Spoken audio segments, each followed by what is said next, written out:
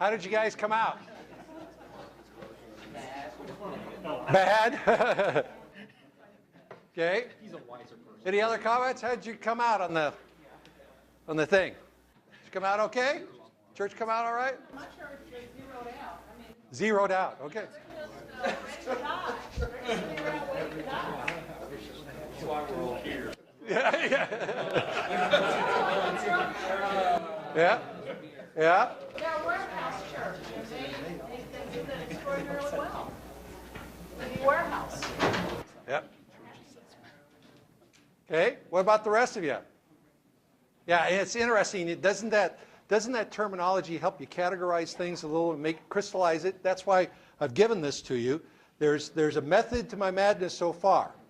My method here is that you'll go back and talk about these things using these type of terms, and then guess what you could also use?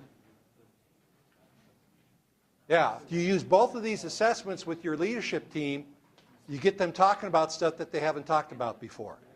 And that's what happens when you have measuring sticks. See, again, if you're measuring your church with other churches, you probably come out okay. But if you measure your church with maybe some biblical models, then it's a different issue. And when you measure yourself, then it becomes a different issue, and people will talk about it then, instead of you just coming up, we have to do this, we have to do this, we have to do this. But let me just say this, not to just be a naysayer, but I think it's just a function of age. I mean, the average age in there is around 72. And,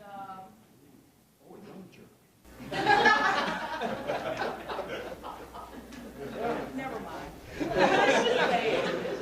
I mean, I talked to a pastor, and we sit there and said, oh, Yeah. waiting to die. Well, and from my church consultant side that I do, I would say that, yeah, what this church needs is a blood transfusion. Its only hope for survival is a blood transfusion. If it doesn't get one, it will die. And the first step, though, for that church is to do what? Recognize that it needs a blood transfusion, and then be willing to say, okay, this is what it's going to cost. Are you willing to pay this price? And the answer is no. You could go, okay, all right, then I will chaplain you till you die. What do you mean? Well, we just decided we're going to die. No, we didn't decide that. Yeah, it's kind of like if you're in the cancer ward and they tell you you need chemotherapy and you say, no, I don't feel that bad. I don't think I'll take it. Then the doctor says, then you're choosing to die from cancer. Oh, no, I'm not. Yes, you are by not taking the chemotherapy. So that's the tough talk sometimes. And by the way, guys and gals, sometimes it's better to have what's called an outside change agent do that type of talk. Because as soon as you do that type of talk, the crosshairs get centered right on your forehead with it. It's called, what did they do to prophets in the Old Testament? Kill them. They kill them. Yeah. My ministry to the church is prophetic. It says, then you're going to die. You will either get crucified one way or the other around here if you keep doing that. Why? Because that's what people do to prophets. So a lot of times it's better to have an outside change agent be the prophet, because I have a fast car. Can come in, the mushroom cloud might go up and that. And what you can do with that is that you can snuggle up to him and say, yeah, that Kevin Bull character, he was kind of bad jokes, pain in the butt, but you know what? Was there some truth maybe in this? Well, yeah, but it was really harsh. Well, he said, yeah, I know it was harsh, but what do you think about this aspect of it? And that's where the pastor can snuggle up against him and play the inside change agent with that. We have a saying in church consulting is that you can't push a car from the inside and you can't drive a car from the outside. And you can't consult a car or a church from the inside because you can't see the forest because of the trees. But you can't guide the church past the consultation except that you're on the inside. And a balance of those two. And it's these type of tools that helps get people off a dead center and to start thinking in different terms and in different ways. So, any other feedback on this? What type of church did you figure out you guys are? On the 4 that I gave, the unintentional or the How many are institutionalized? All of the above? Okay. Do you think this might be a good tool you could use at home? Possibly. At least get them talking, right? Right. Do you think these are unreasonable? The higher things? Really not. You know, and it's breaking the church down into appropriate categories, I think, too, and look at each one of those categories. You know, if nothing else, if we get your leaders to talk about it. The interesting thing about this, and I don't know how many of you were from the same church. Do we have like groups of people from same churches here? There with that? Yeah. Did you come down in the same, pretty much? Some places, Yeah, but there was kind of some agreement on that. Even though this is a soft, fuzzy test, it's not a hard science type thing. It's amazing how close people get. Were you guys kind of on the same page too? And when you filled out the form? Oh, you're not there? Oh, I wouldn't be with them either, Greg, but you know. He said that really quick, didn't he? Okay. Yeah. What you will find is that there's probably more agreement than you think when people do this, because people know it in their knowers. They kind of feel this, but what this is doing is crystallizing it. And so when you do that, then you can start talking about it because you put a handle to it with a term or a way of looking at it. Yeah, Heath. My question, I've got a couple of questions looking at this. One is the church, and I have another example, but it seems like the best disciple-making church in our movement is Real Life Ministry. But I look at that and I say, and I've asked the question to several, and nobody's giving me, does it take a Jim Putman to pull that off? Does it take it to be a church plant and a group of people that started with that vision? How long does it take? You know, I had a friend in change management, basically said it takes 18 years to change in a company. So I'm trying to kind of get this, you know, like if the church is just on life support and that's not your thing, or you don't feel called, or you feel convicted, now you need to get out of there. But I guess that's what I'm trying to say. It looks like you could get, you said, is this reasonable? I said, well, maybe from 0 to 2, maybe pull off 3. But Well, I meant reasonable to examine yourself in that way. That's what I meant, yeah. Our experience, and I was with Disciple Path for 10 years, and I headed it up for the last 6 or 7. Our experience was that it took a minimum of 3 years for a church to do this, and an average of 5. Now, I know you're sitting there going, I didn't want to hear that. Where's the magic bullet? Give me the red pill. Please, let me take a red pill and it'll all be over. Well, sorry, it's not the Matrix. Doesn't just happen like that. What happens is that you are changing an institution, and churches are like any large institution. And churches are top-heavy. Most churches are top-heavy institutionally. When you turn the wheel on a freighter, it takes a mile for it to turn. Now, I sail out on Puget Sound. Got a sailboat. Love it. It's beautiful out there and everything. And there's traffic lanes that are actually run by radar by the Coast Guard. And there's a traffic divider there, a yellow buoy that's out there. And the rule is you're supposed to cut across the traffic pretty, right angles, especially if you're in a sailboat. And I'll be sailing along sometimes, but you get on a nice tack, and it's just kind of in the groove, and it's going pretty well. And I can see a freighter down there, and he's off in the distance, but, they move at a pretty good clip. But I'll make it. Yeah, I'm okay. I'll make it. And it gets a little bit closer. Then all of a sudden you hear,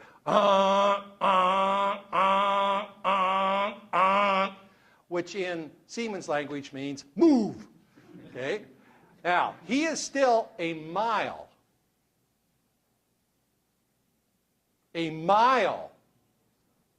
It takes him a half a mile to stop. That's why he's honking at me. Because that is a big mama. And all that momentum. Same thing with your church. It takes a long time to change direction. You can go ahead and flip the wheel, and then it'll start to move. When I was a chaplain on a B-52, they allowed me to fly it a little bit. I did it very badly. With the B-52, you go like this, and then the plane starts to move because it's such a huge thing. And then you have to stop the movement by going that way. I'm just amazed at those drivers, that they can go up and refuel like that. Just amazing that they have that much control of this huge behemoth. But it's like you're anticipating everything that's doing ahead of time and having to do it because the thing moves so slow. That's what a church is. You know, you may turn this wheel, but it would be about 3 years before it turns around, if you're lucky. With a lot of help. Why? Because you're changing some DNA at the core. And the people have to get on board with it. It's not just you. It's not just the leadership. The people have to say, yes, we want to do this. I'm doing this with the Coquille Church right now, but the reason why I can do it in a year or two is because they said, we're broke. Will you please come fix us? Most churches, I have to go in and make sure that they know they're broke. Right? I mean, you got to convince them this isn't working. And they look around and say, what do you mean, Pastor? We got bodies, bucks, and buildings. Huh. You know, isn't that the 3 standards that you judge a church's success by?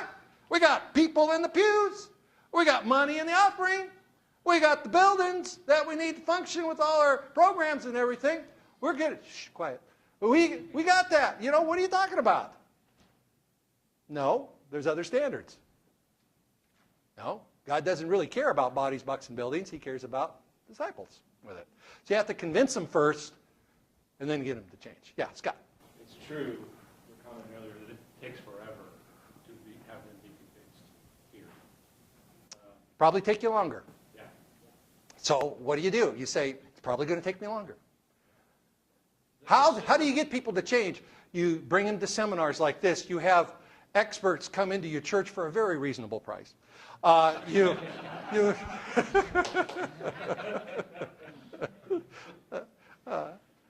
Unsolicited solicitation. You give them books to read. You give them the spiritual journey evaluation. You talk about it at an elders meeting. You do all those type of things to start nudging them towards that. Which is very much not like how most folks going into ministry think, approach, dream about their involvement. Yeah, we think we're going to go to a seminar and get all the answers and go home and everything will be different. No, it's going to take a long time. How much is like the culture of celebrities in ministry and the world we live in today? A lot of that militates against this happening. Yeah, and I think part of it too is because people in your church are looking at the celebrities and thinking that's the answer. And I'd like to speak to Real Life Ministries. I think Jim Putman is doing an excellent job, but Jim Putman is one of those 5%ers. He's a Rick Warren, he's a Bill Hybels. He's the Christian church version of that, basically. And so and the other thing I need to say is this: a mega church is not the norm. A mega church is the abnormal.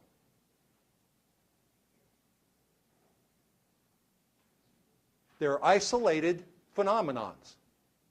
They're not the norm.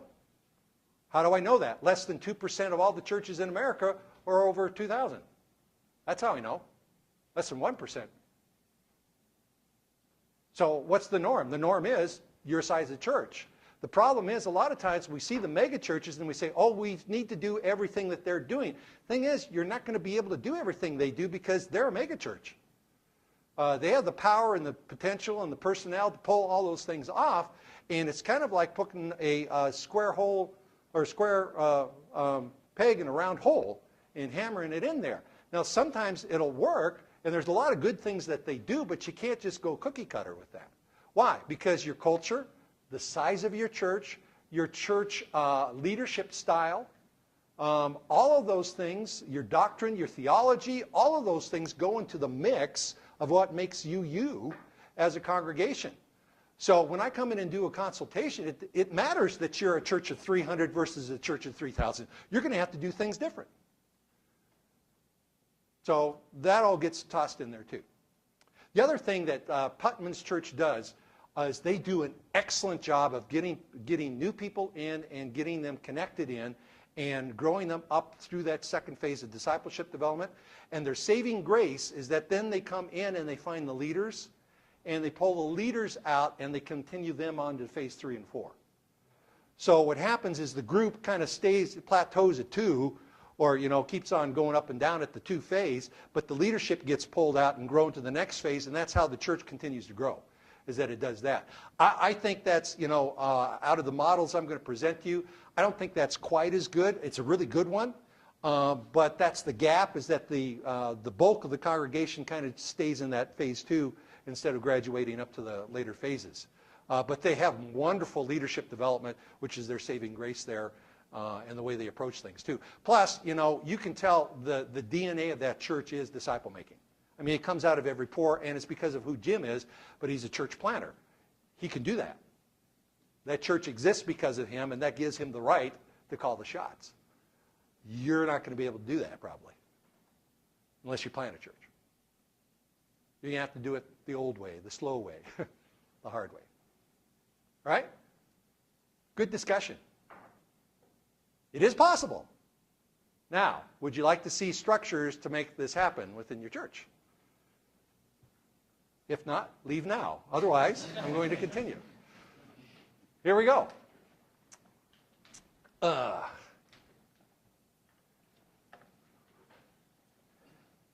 do you structure churches to make disciples? All right. This is a good illustration.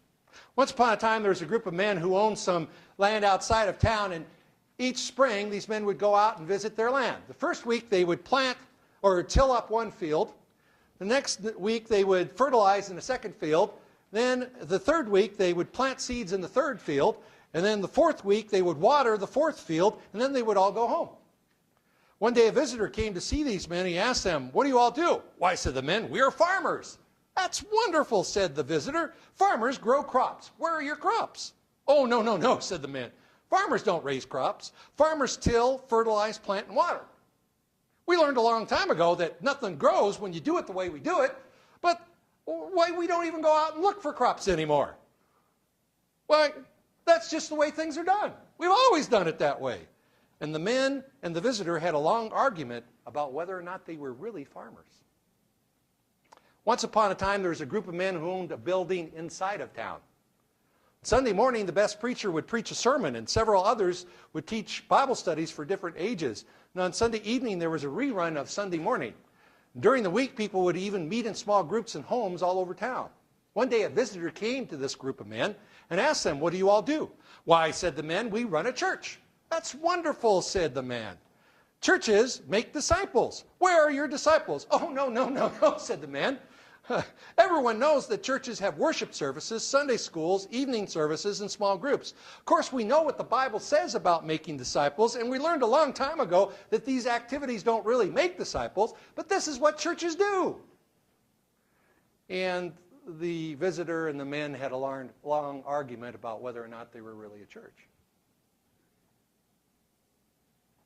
Some truth there, isn't it? What if the litmus test was disciple making?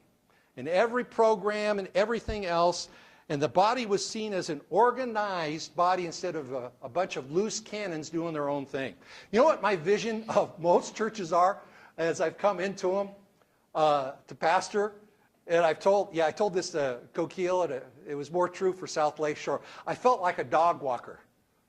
You know, the guys like in New York City that walk 5-10 dogs at a time. And you have all these dogs pulling off in different directions, and the dogs, their tails are wagging, they're having lots of fun and everything else, but it's like the dogs are walking the dog walker as he goes around. And I see pastors are like that with the church programs.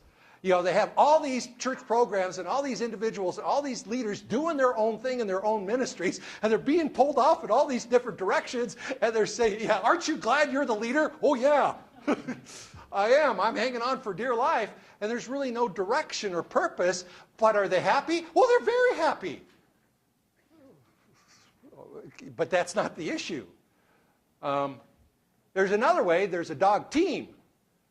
The dog team gets places. The dog team can be very happy too, but also accomplishes a purpose, goes someplace. has direction to it and all. And that's what I want to talk about, is organizing our churches then so that we're not like dog walkers, but we're like a Alaskan dog team. All right. Now we're going to talk about how these things can work together within a church to cause this type of church. And what we're talking about here is church activities being a system then that has people come into it, and a process goes on that takes them from point A to point B and leads them through that process. So when we talk about church infrastructure, so what we're talking about, the goal of a system of a person coming in and then being moved forward naturally through the processes of the church to accomplish this, so that they're connected and they work well together.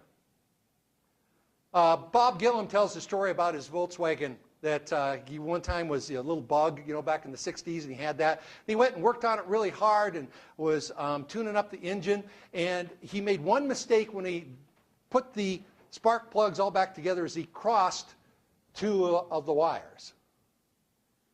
Now, if you know anything, old distributors, there's a rotation system that goes on as they fire, and if they don't fire in sequence correctly, you have a lot of problems. Now again, everything else he did right. The gap was right, this was right, the tightening down right, everything was right, except he did one thing that was wrong. Because he did one thing wrong, what happened to that engine? Well, it ran, but it ran like that. And that's kind of what our churches are like here. We can have a lot of great things happen and a lot of good programs and processes, but if we don't have them working together in the right sequence, the church can kind of misfire as it's trying to accomplish these things. Again, well-intentioned, but not accomplishing our purpose. Now, what we're going to use is a definition of infrastructure, and the definition is this: church infrastructure is the organization of the church to develop healthy relationships and effective numerical and spiritual growth. You never want to separate those two. You always want them together. True spiritual growth will see numerical growth. Why? Because you can't stop a person who is alive in Christ from sharing his faith. Can you have numerical growth without spiritual growth? Yes, you can. You can have a mile wide and an inch thick. That is possible. So your goal is not numerical growth. Your goal is spiritual growth that produces numerical growth. But your goal has to be correct, so that healthy disciples are continually produced. So that's our definition of infrastructure. In the next sections, we're going to let you understand each piece of these infrastructures. All right, first, the second great commandment. Church infrastructure is dictated by one commandment, the second great commandment found in Mark 12:29 through 31. Scribe asked Jesus which was the greatest of the commandments, and he responded, "The foremost is, Hear, O Israel, the Lord our God is one Lord, and you shall love the Lord your God with all your heart, with all your soul, and with all your mind, and with all your strength." And he added that the second is like unto it. Now he's putting some equal signs there, isn't he? And he says, this is just as important, guys. First one is this, but this is equally as important. And he goes on, you shall love your neighbor as yourself. Now, when it comes to the first great commandment, we spend a lot of time and energy in loving and worshiping God, don't we? We print up bulletins, we have choirs practice, we have musicians get hired, we do a whole lot of energy and effort into that. But on the second commandment, the loving our neighbors as ourselves, we kind of think, well, that ought to just happen spontaneously. People should just love on each other. Well, not necessarily. There's certain environments that are more conducive to sharing and relationships than others. And a lot of that has to do with group size. So it's not everybody's responsibility, it's the church's responsibility to organize itself so that it does both of those commandments. Would you agree with that? That your job is not just to get the people to love God, but also to help them love one another and to love outside the building that are there. So organizing yourself to accomplish both of those is important. Now, in saying this, I'm going to talk about three different levels of relationships. Three different levels of relationships. The first relationship is unity. In Ephesians 4:3 we read, being diligent to preserve the unity of the Spirit in the bond of peace. This term unity comes from the Greek word one and means oneness. It applies not just to the local church, but to the church throughout the world, the universal church. In Ephesians 4:4 we read, there is one body and one spirit, just as also you were called in one hope of your calling. Unity is not based on how well we know each other. Rather, it is the result of discovering that we share common roots, a common purpose, or both. We have something in common. Now, since unity describes our relationship to all members of the universal church, even those we have never met, there is no size limit to a group, which we can experience that type of relationship. Now, anybody here been to a Promise Keepers rally? No? How many were there? Do you remember? About 23,000? Yeah, tens of thousands, 50,000, something like that. Was it a great experience? Was it a great worship experience? Yeah, but think about now. You're in there, you're singing, totally off key with all these guys, and you're loving it. But you know 0.000000001%. You might know a few people around you, right? You don't know anybody else there. Does that diminish your ability to worship? No. Because it's not about this at worship, is it? What's it about? Aha, yeah. And see, this aspect of unity then is where we're focusing on what is common together. You might want to look at it this way. The pastor's job within a worship service is to get a message from God, right? Right? And your job is to give it to the people, right? That's good stick figures. Come on. All right. That way. And their response is to just give positive response back to you, right? That's what you want, right? Amen. Keep going. Amen. Yeah. Pay me more money. Give me more love. Give me some sugar. Yeah. With that. No. What do you want them to do? You want them to do that, don't you? In fact, if they walk out of the auditorium saying, Pastor, you're eloquent this morning. Yeah. You failed. Or, wow, that soloist sang beautifully. You failed because you've drawn attention to yourself. You're supposed to become invisible. If you've really done your job right, the choir praise team's supposed to become invisible, aren't they? And at the end of the worship service, they're supposed to walk out of the building and say, thank you, Pastor. I heard from God this morning. Thank you, praise team. Man, you brought me up to heaven's throne. Thank you. That's what we're looking for. So, you will not split a church in two by going to two services. Because unity is what you're looking for at this point, and you don't have to know everybody to be unified. Your church can grow to over 1,000 and still be unified. Because it's the concepts, it's who you're praising, who you're preaching, who you believe in, and who you're worshiping. It's that unity that draws you together, even though you may not know anybody. That's all. Does that make sense on the unity thing? This is a need that we have. We come together because we need that, to know that we're not alone and that we don't stand alone. All right. We see this again in the book of Acts as they were growing so fast. Remember, it's like they record 3,000, then they record 5,000, and then they give up. Now, and we find that the 3,000 were unified. Well, they didn't know everybody, but they were still unified because they were in one heart, one mind, one accord. We could say that unity is a surface relationship with other believers based upon the common roots and common purpose given to all who have a personal relationship with Christ. So your unity in your church is not because everybody knows everybody by their first name. Your unity in your church is based on whether or not you all believe in the same thing and are headed in the same direction and want to accomplish the same goals. And therefore, I don't need to know you to have unity. We just have to be in agreement on something. In fact, a lot of churches, maybe more so the ones that know each other all on a first name basis, may be more ununified because it's not unity that makes them stick together. It's because I've always been a part of this church and I'll always be a part of this church no matter what you do. You can't get me to leave. Okay, that sounds fun. But Knowing somebody doesn't mean we're unified. Yeah, Scott, you had a... I was just going to say, Okay, all right, so amen. Yes. Amen, all right. So, unity then does not require personal knowledge or even agreement except on key issues and direction. Next, fellowship is the second need. One that requires a deeper knowledge of others and is the relationship called fellowship. The Greek word koinonia literally means to share, to be a partner, to co-participate.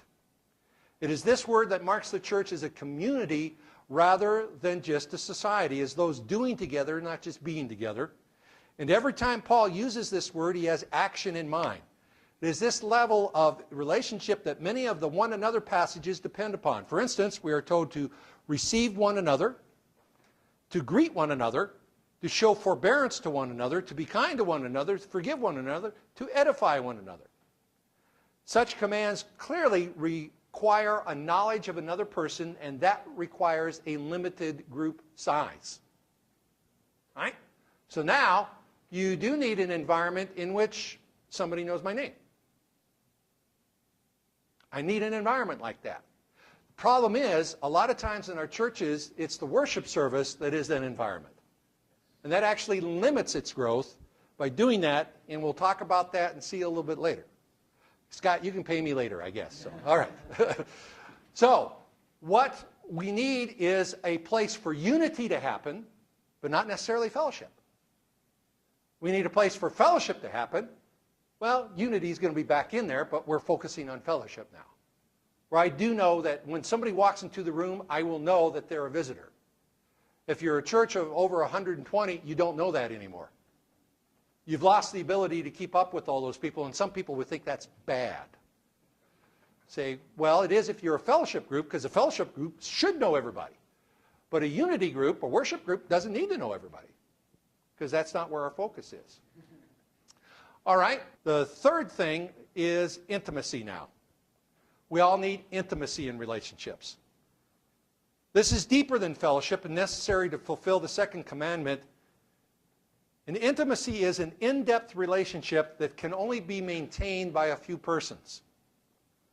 The Bible requires us to confess our sins to one another and pray for one another, that you may be healed, admonish one another, comfort one another. Such activities actually require an in-depth knowledge of others that goes far beyond simple fellowship or co-participation in something. It takes a long time to develop. Researchers claim that the development of a group relationship that can sustain true transparency and mutual trust and that allows accountability and on a voluntary basis takes about 9 months of weekly meetings on the average to develop. I would say you can cut that down a lot by some intentional processes and everything, but this, for it to naturally happen within a group, takes about 9 months. Now, here's the thing. Let me give you an example. Well, do I need to have a place where I can go and unburden myself with my issues and problems and heartaches? Go ahead. Yeah. But as they say, it's okay to bleed, but you shouldn't bleed around sharks. So sometimes you don't want to share this with everybody, but there's a few people you need to share it with. Now, here's some scenarios I want to paint for you, and I want you to kind of figure out whether or not, or which part or misuse of unity, fellowship, or intimacy they might have here. All right? Pastor gets up in the morning on Sunday, and there's a soda can. You know, the pulpits that used to not be see-through, the wood ones that you probably have. A lot of your churches, you know, it becomes the receptacle of a lot of stuff back there. And actually you can do archaeological digs and go back certain, distance. Oh, this was Pastor Smith era. Yeah, I see that. Back in there and everything. Well, he gets up there and there's a soda can, a 7-Up can half filled with soda. He puts it up on the pulpit and says, "Who left this here?" Well, of course, nobody says anything during that. Then he preaches the sermon with the soda can up there. What's wrong with this picture? Totally inappropriate for this, isn't it? If you think about that. Give me another scenario. And I'm guilty of this. I've done this before. Taking prayer requests from the worship service audience. habit pattern a lot of churches still have today. And it's part of their tradition. They've been doing it for umpteen ages. Yeah, I want to know what Aunt Susie and her back problems, whether or not they're getting better. Okay, you're really not concerned about the prayer. Oh, no, I'm concerned about, yeah. How many times did you pray over that person? Well, let me count them up. 0. It kind of becomes a gossip type of thing almost, and people feel ministered to in the midst of that, and there's appropriateness to it. But here's the scenario. A guy gets up in the middle of a church worship service and says, Pastor, I want you to pray for my wife. She's had an affair and left me for another man, and I want you to pray that she comes back to me and is forgiven and becomes a member of this church again. Do you think that lady ever came back to him, let alone that church? I wouldn't know why she left him. Yeah, we know why she left him. Yeah. Or any other church. Yeah. Now, is it appropriate for a hurting brother to ask for prayer? Sure it is. Not in a large group. Why? Because you're putting a fellowship, or actually, you're getting into the intimacy area, as intimate as that is. You don't want to do intimate things in a unity service. You actually don't want to do unity things in an intimacy setting because each one of these needs is best done in a different setting that is not done as well in other settings. And so what you need is 3 places for unity, fellowship, and intimacy to happen. Most church people want it all to happen in one spot. But that's why churches don't get above 100. In fact, 50% of the churches in America are 100 or less. And the reason why is a sociological reason that we'll see here is that they're trying to do fellowship and intimacy things in a mid-sized group setting, 70 people, and therefore it stays a mid-sized group because it's functioning like one. Yes? Does that petrify people's spiritual growth because then they let pretend it's not real fellowship? You can't get past a certain level of intimacy. Yeah. I mean, it's not true intimacy at that point. It's fellowship. Fellowship is where, how's it going with so-and-so? How's the wife doing? How's the kids? I hear you. But that's not real. No, you need a smaller setting, and we'll talk about the sizes here coming up. You need a smaller setting where we can really get down and dirty.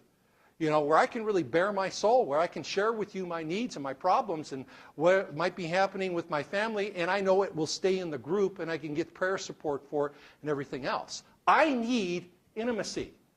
I can't get it in a mid-sized group, and I can't get it in a large group. I can get unity in a large group, I can get fellowship in a mid-sized group, and I can get intimacy only in a small group or a one-to-one mentoring or accountability relationship. Okay? This makes sense? All right, so the church has to then organize itself so it can accomplish all 3 of these. People need each one of these met per week. They don't need one of these met twice a week. So if your Sunday morning Sunday school functions like a small group, they won't go to a small group. Or if your small group functions like a Sunday school, they won't go to Sunday school, or vice versa.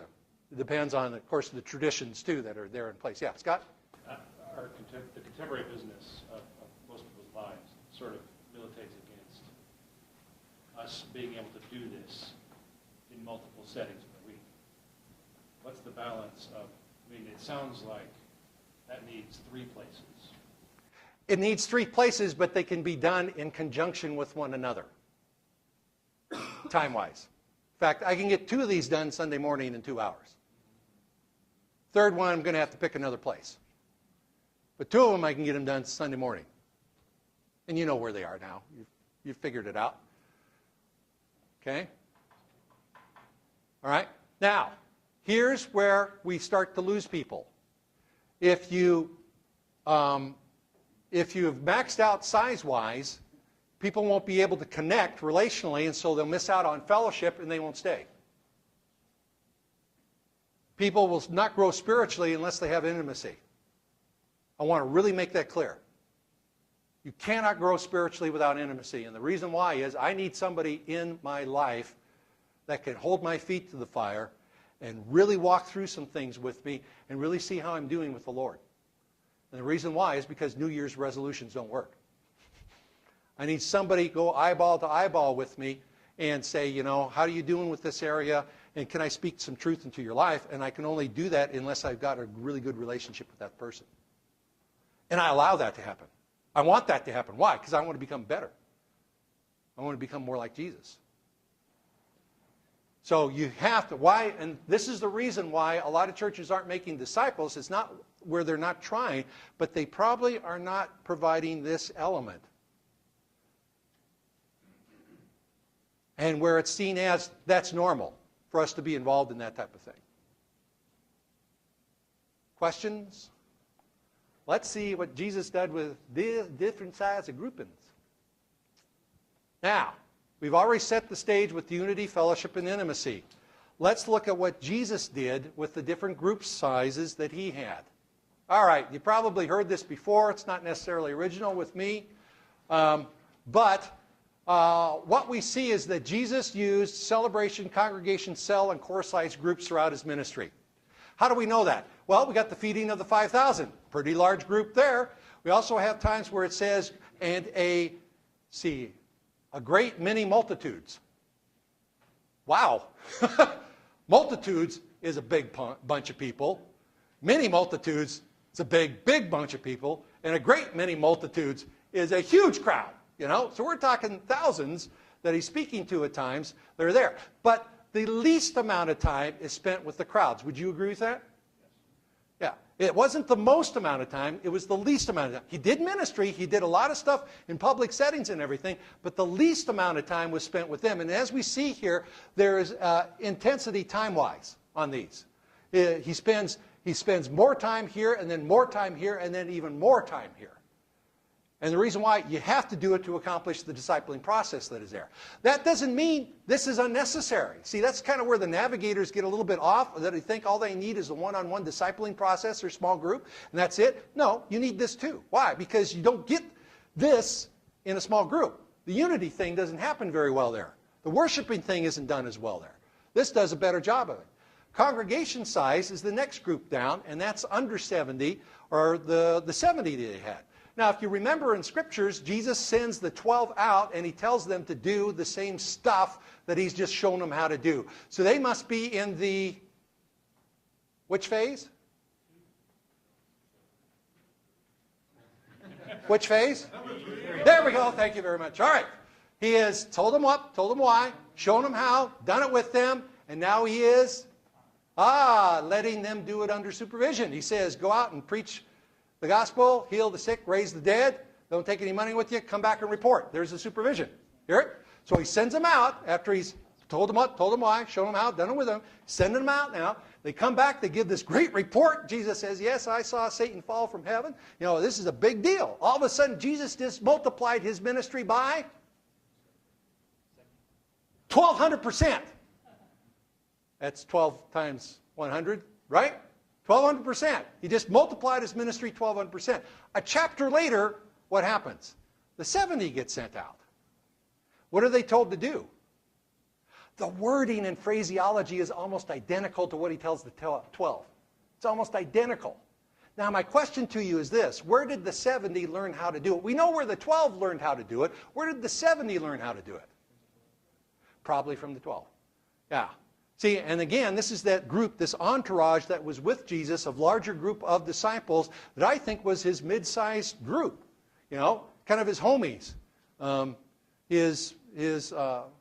his entourage that wandered around with him all the time. Women are mixed up in this group too, is the other thing about it. Not just men. So we've got the 70 in which I can see Jesus. He comes from the big crowds. He sits down, not just with the 12, but with the 70. He's explaining things to them. He tells them about what the parables are in a little bit more depth. He's doing some more teaching to this mid-sized group so that they can kind of get it. And then he probably breaks them up. And who's he let lead them? In small groups. There you go. Yeah. And where did the 12 learn how to do it? From him. So then you've got the next one, the cell group, which is the 12. And again, Jesus spends more time with the 12 than he does with the 70, than he does with the crowd. And he's doing some small group stuff with them that can only be done in that setting. But then also we find that there's a core group in the midst of that. Who's the core group? Peter, James, and John. You know that? Yeah, Peter, James, and John. He takes them on extra in to the Garden of Gethsemane for the prayer time. He takes them up to the Mount of Transfiguration. You know, why do these guys keep popping up that way? Well, in the early church, who were the leaders? Yeah, they seem to have, well, Paul later. But yeah, they seem to have some extra special position or something like that. So I can see Jesus saying, okay, guys, you're going to be the leaders of the leaders here. And I'm going to really invest even more of myself into Peter, James, and John than the others, although I'm investing a lot here in them. And so what we see is this pattern of groupings that Jesus used. Now, it's kind of interesting, and you can argue this if you want to. It's all right. You've been wrong before. But argue this if you want to. But this is the listing of the disciples in the 4 places that they're found. And I find it fascinating that the list always starts with Simon, Peter, and it goes down, and it's the same 12, but these guys, you notice that? Are in the same spot each time. And the guys under them, they get jumbled a little bit, but it's still the same 3 guys under them. Why did these 3 authors that we have up here do it that way? And I think that there was probably a grouping that was just so much a part of who the disciples were that when they went ahead and did it, then there was a core group that Peter had, a core group that Philip had, and a core group that James of Alphaeus had. I don't know. You can argue pro or con on that, but there does seem to be some core grouping going on there. And I can see Jesus talking to the 12 and saying, okay, guys, I want you to break up now into groups of 4.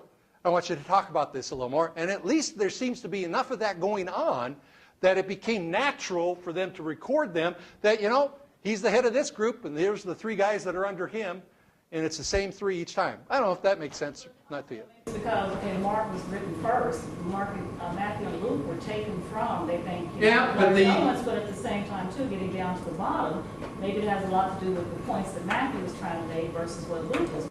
Well, the interesting thing is, though, he doesn't follow it by, like, copying. He follows it in the grouping. And so that's what I'm thinking, is that the grouping is pretty natural and that it's so common that they repeat it time and time again in that way. So anyway, you see those type of groupings. So what I'm saying to you is this. To make disciples, guess what we probably need? Those type of groupings.